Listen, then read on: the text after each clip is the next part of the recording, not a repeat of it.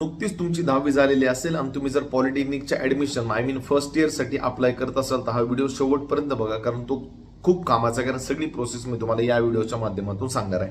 आणि आपल्या चॅनलला सबस्क्राईब केलं नसेल तर करा, म्हणजे पुढचं जे काही अपडेट असेल पॉलिटेक्निक किंवा इंजिनिअरिंगशी रिलेटेड ते तुम्हाला मिळून जाईल. सगळ्यात पहिली गोष्ट ही की 2026चे पॉलिटेक्निकचे 10वी झाल्यानंतर जे फर्स्ट इयरचे ऍडमिशन असतात वेगवेगळ्या ब्रांचेसमध्ये, त्याची जी ऑनलाईन रजिस्ट्रेशनची प्रोसेस आहे ती 20 मे पासून स्टार्ट होणार आहे. Instruction number 1.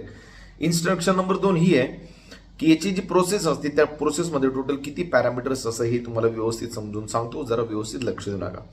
तर 20 मे पासून ना सगळ्यात पहिलं काय करायचं, तुम्ही ARC सेंटरला जायचं. ARC सेंटर म्हणजे काय, असे स्पेसिफिक कॉलेजेस जिथे ज्यांना अलाव असतं ऍडमिशन प्रोसेसला पूर्ण फॉलो करायचं. जसं जवळपास तुमच्या गव्हर्नमेंट पॉलिटेक्निक असेल किंवा कुठलं पण प्रायव्हेट कॉलेज असेल पॉलिटेक्निक, तिथं तुम्ही भेट द्या, जिथून तुम्ही ही प्रोसेस सगळी करू शकता. सगळ्यात पहिली प्रोसेस काय असते, ऑनलाईन रजिस्ट्रेशन. जे ऑनलाईन रजिस्ट्रेशन म्हणजे तुम्ही जे MSBTच्या वेबसाईटवर जाऊन किंवा DTच्या वेबसाईटवर जाऊन तुम्ही रजिस्ट्रेशन फॉर्म भरता. ARC सेंटरमध्ये कुणी पण फॉर्म भरतं, तुम्हाला घरी बसून भरायची पण गरज नाही, कारण काही थोडा पॅरामीटर्स इकडे तिकडे चुकला तर त्याचा मोठा खूप इश्यू होऊ शकतो.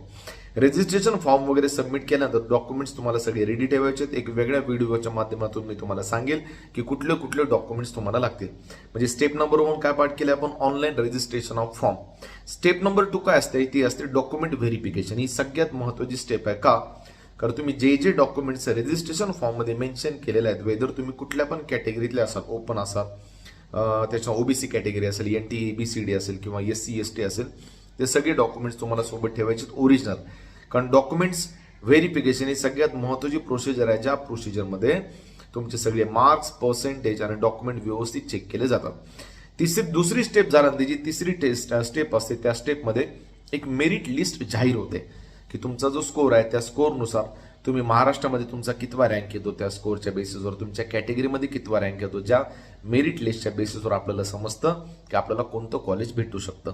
चौथी स्टेप काय असते, कॅपराऊंड फिलअप, ज्याला ऑप्शन फिलअप असं म्हणतात. कॅपराऊंड 1 मिळतात, 2 मिळतात, 3 मिळतात, पण आय इन्सिस्ट जेवढं जमल तेवढं मॅक्झिमम कॉलेजेस पहिल्याच कॅपराऊंडमध्ये मेन्शन करायचे. का, कारण पहिल्या कॅपराऊंडमध्ये जर तुमचा नंबर नाही लागला तर दुसऱ्या तिसऱ्या कॅपराऊंडला खूप कमी सीट कॉलेजला व्हॅकंट राहतात, पुन्हा तुम्ही बोंबलत बसता.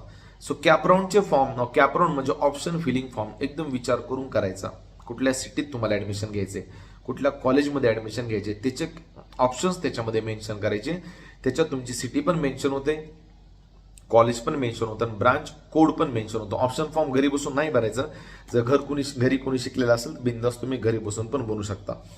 त्याच्या पुढची प्रोसेस आहे सिलेक्शन लिस्ट. आता तुमचं जर कॅपराऊंड थ्रू सिलेक्शन झालेलं असेल तर त्याची एक लिस्ट जाहीर होते, ज्या लिस्टमध्ये तुम्हाला सांगितलं जातं की तुम्हाला या सिटीमधलं हे कॉलेज भेटलेलं आहे. तुम्हाला ते कॉलेज डन करून पण पुढचा कॅप्शन फॉर्म भरायचा असेल तुम्ही त्याला फ्रीज करू शकता किंवा त्याला बेटरमेंटसाठी पुन्हा पण ट्राय करू शकता. ठीक आहे.